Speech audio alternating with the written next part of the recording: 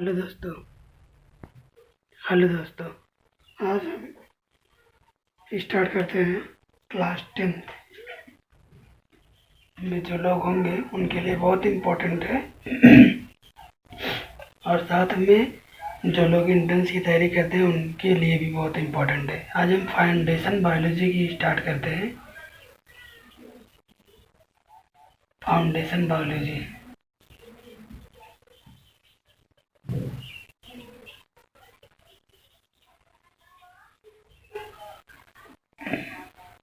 ठीक है दोस्तों। फाउंडेशन बायोलॉजी आज हम प्रारंभ कर रहे हैं। बायोलॉजी में आज हम ये देखेंगे कि बायोलॉजी का अर्थ होता क्या है। बायोलॉजी बायोलॉजी का अर्थ क्या होता है हम देखेंगे। तो बायोलॉजी का अर्थ होता है दोस्तों जीव विज्ञान, इसको हिंदी में बोलते हैं, लेकिन इस वर्ड का अर्थ क्या होता है तो इसको हम निकालेंगे। इस वर्ड का अर्थ बायो को हम अलग कर देंगे बायो, और लॉजी को हम अलग कर देंगे लॉजी। यानी कि बायो मतलब होता है कोई जीवित जीव, कोई जीवित जीव। बायो अर्थात कोई जीवित जीव, ऐसा कोई जीव जिसके बारे में हम क्या करते हैं। लॉजी मतलब अध्ययन, लॉजी मतलब अध्ययन। ऐसा कोई जीव जिसके बारे में हम अध्ययन करते हैं उसे हम बायोलॉजी अर्थात जीव विज्ञान कहते हैं। इतना समझ में है दोस्तों। ये हमारा हो गया बायोलॉजी। और बायोलॉजी की खोज किसने की थी तो सर्वप्रथम बायोलॉजी की खोज अरस्तु ने की थी। अरस्तु ने की थी, ठीक है दोस्तों। अरस्तु ने की थी। यह अरस्तु को जीव विज्ञान का जनक माना जाता है। जीव विज्ञान का जनक माना जाता है, ठीक है दोस्तों। अरस्तु को जीव विज्ञान का जनक माना जाता है। और बायोलॉजी कितने भागों में बांटते हैं तो बायोलॉजी के हम 2 भागों में बांटते हैं, क्योंकि बायोलॉजी के 2 पार्ट हैं। पहला पार्ट है आपका जूलॉजी और दूसरा पार्ट है हमारा बॉटनी, ठीक है। तो हमारा जूलॉजी है और बॉटनी है। तो हम पहले पढ़ेंगे जूलॉजी। जूलॉजी के जनक कौन है तो जूलॉजी के जनक अरस्तु हैं। जूलॉजी के जनक अरस्तु, ठीक है दोस्तों। इतना समझ में है दोस्तों। इसके आगे फिर हम बता रहे हैं। तो दोस्तों हम देखते हैं जूलॉजी के जनक अरस्तु थे। जूलॉजी में आता क्या क्या है। जूलॉजी में आपका जीवित जीव आते हैं। जीवित जीव, हम जीवित जीव में मनुष्य, जानवर, किसी भी प्रकार के जानवर हो गए, सभी जिनमें जीव होते हैं वो ऐसे जानवर वो जीवित जीव में आते हैं। तो आज हम देखते हैं पहला चैप्टर हमारा जूलॉजी में रहेगा कोशिका, अर्थात कोशिका होती क्या है। कोशिका है क्या। आज हमारा सवाल यही रहेगा कि कोशिका है क्या। कोशिका के बारे में आज हम बहुत विस्तार से बताएंगे। कोशिका शरीर की सबसे छोटी इकाई होती है। ये क्या होती है सबसे छोटी इकाई है। शरीर की सबसे छोटी इकाई है। जो मानव की शरीर की संरचना बनाई गई है वो मानव की शरीर की संरचना में कोशिका हमारे शरीर की सबसे छोटी इकाई है। और इस सबसे छोटी इकाई यानी कोशिका की खोज सर्वप्रथम रॉबर्ट हुक ने किया था। किसने किया था रॉबर्ट हुक ने किया था। यह एक वैज्ञानिक है जिन्होंने कोशिका की खोज की थी। तो ये जो कोशिका की खोज किए थे दोस्तों, यह सर्वप्रथम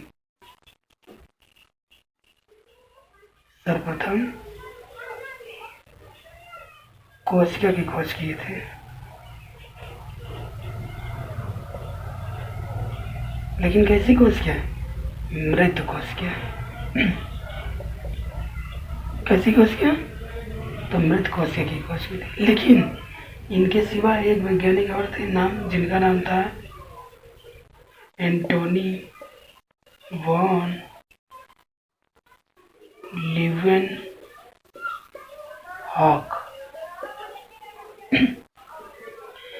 तो आप देखिए दोस्तों, इनके नाम में लास्ट में का रहा है, कोशिका में शुरू में का आता है। तो यानी कि जिसका जीवन जीने का हक हो उसे कहते हैं एंटोनी लीवेनहॉक। यह आपका याद करने का तरीका एक ट्रिक हो गया कि जिसका जीवन, यानी कि जीवन मतलब जीवित कोशिका ही जीती है, मरी कोशिका तो जीती नहीं है। तो जिसका जीवन जीने का हक होता है उसे एंटोनी वॉन लीवेनहॉक कहते हैं। और एंटोनी वॉन लीवेनहॉक कौन है? तो जीवित कोशिका की खोज किए थे। जीवित कोशिका की खोज। ठीक है दोस्तों, समझे? ये हमारा कोशिका के बारे में हो गया कि कोशिका की खोज किसने की और कब, किन किन वैज्ञानिकों ने की।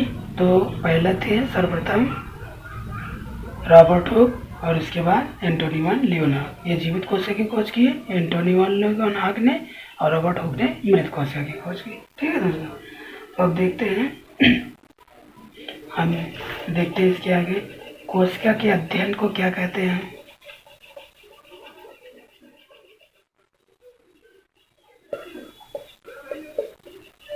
कोशिका के अध्ययन को साइटोलॉजी कहते हैं। साइटोलॉजी, ये हमारा क्या है? कोशिका के अध्ययन को हम साइटोलॉजी कहते हैं। ठीक है। और कोशिका विज्ञान के अगर कोई जनक पूछे दोस्तों, अगर कोई पूछता है कोशिका विज्ञान का जनक, तो वो कौन होंगे? तो कोशिका विज्ञान के जनक जो होंगे वो रॉबर्ट हुक होंगे।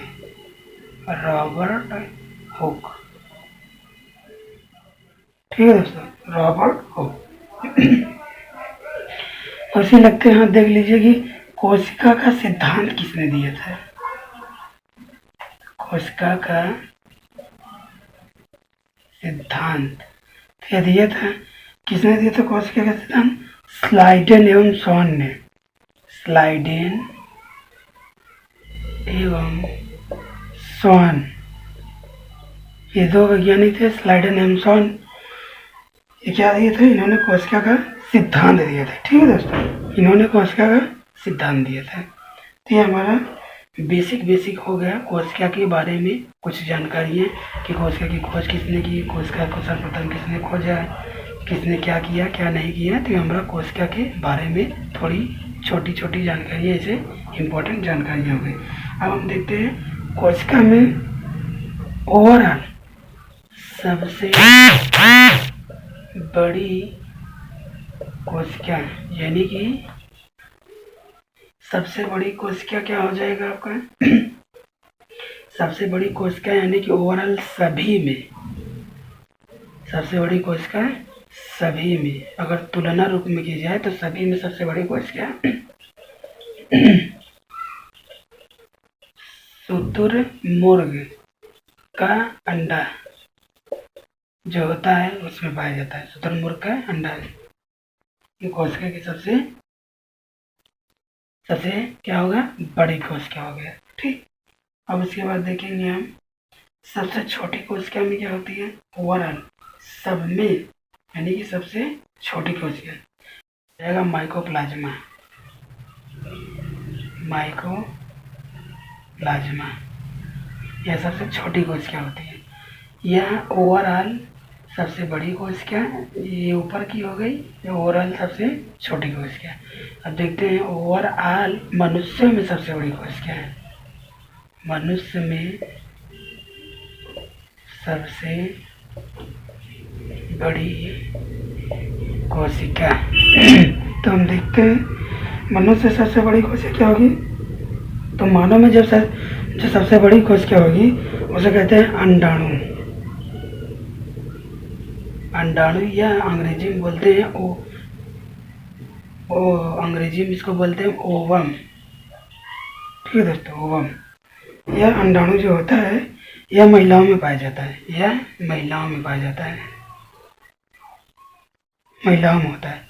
यह मनुष्य की सबसे बड़ी कोशिका है और मनुष्य की सबसे छोटी कोशिका मनुष्य में सबसे छोटी कोशिका, मनुष्य में सबसे छोटी कोशिका देखेंगे तो क्या होती है? सबसे छोटी कोशिका स्पर्म होता है। क्या? स्पर्म या फिर शुक्राणु कहते हैं इसे, शुक्राणु, स्पर्म या शुक्राणु। ठीक है दोस्तों, यह मनुष्य में सबसे बड़ी कोशिका, मनुष्य में सबसे छोटी कोशिका। अब हम देखेंगे सबसे लंबी कोशिका, यानी कि ओवरऑल सबसे लंबी कोशिका क्या होती है? तो न्यूरॉन होती है। न्यूरॉन जो कहाँ होती है? तंत्रिका, यानी दिमाग में। तंत्रिका सबसे लंबी कोशिका है, सबसे लंबी। ठीक, इतना समझ में है दोस्तों। अब इसके आगे देखते हैं, यह कोशिका हो गया, कोशिका के बारे में आपकी सभी जानकारी हो गई, छोटी से लेके बड़ी तक। अब इसके आगे हम देखते हैं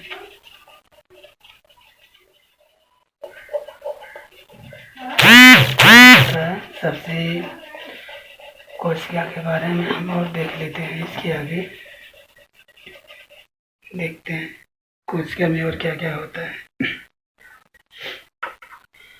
जैसे मान लीजिए दोस्त, ये हमारा मनुष्य का एक कोशिका का स्ट्रक्चर हो गया। उस मनुष्य के कोशिका में क्या क्या पाए जाते हैं उसके सेल में? तो बीच में आपका होता है न्यूक्लियस, उसके बाद माइटोकॉन्ड्रिया, फिर गाल्जी बॉडी, फिर सेंट्रोसोम, फिर लाइसोसोम, फिर वैक्यूल्स, फिर राइबोसोम, उसके बाद एंडोप्लाज्मिक रेटिकुलम।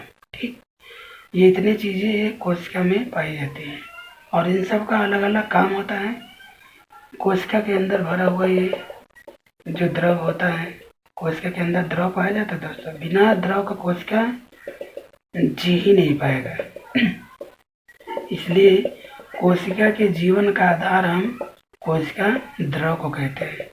कोशिका के जीवन का आधार हम कोशिका द्रव को कहते हैं, क्योंकि यह कोशिका है बिना द्रव के जी ही नहीं पाएगा। जैसे आप कभी आपकी मांसपेशियाँ कट जाती है तो देखते हैं ना, कभी कभी पानी के टाइप का निकलने लगता है, सफ़ेद सफ़ेद, कभी कभी ब्लड निकलने लगता है। तो ये सब क्या है? कोशिका के अंदर उपस्थित द्रव ही है, सभी द्रव है ये कोशिका के उपस्थित।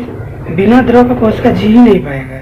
इसलिए कोशिका में जो द्रव उपस्थित होता है उसे हम कहते हैं कोशिका द्रव, और इस केंद्रक में भी उपस्थित होता है कि इसे कहते हैं केंद्रिका द्रव। जो कोशिका में उपस्थित होता है उसे कोशिका द्रव, और जो केंद्रक में उपस्थित होता है उसे केंद्रिका द्रव। और इन दोनों के संयोग को हम कहते हैं जीव द्रव्य।